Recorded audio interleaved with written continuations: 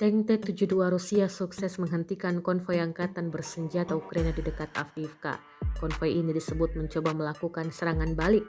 Rekamannya beredar di Telegram pada Rabu 15 Mei 2024. Dalam keterangan unggahan disebutkan, pasukan Rusia menembak dengan penyelesaian konstan dan kontrol penghancuran target oleh operator kru UAV.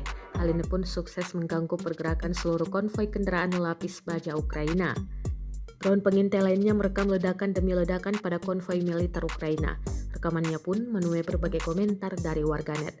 Menurut laporan terkini, Rusia masih gencar menyerang beberapa wilayah Ukraina menggunakan roket dan artilerinya. Ukraina yang telah digempur Rusia selama lebih dari 2 tahun kian kewalahan menghadapi serangan tanpa henti.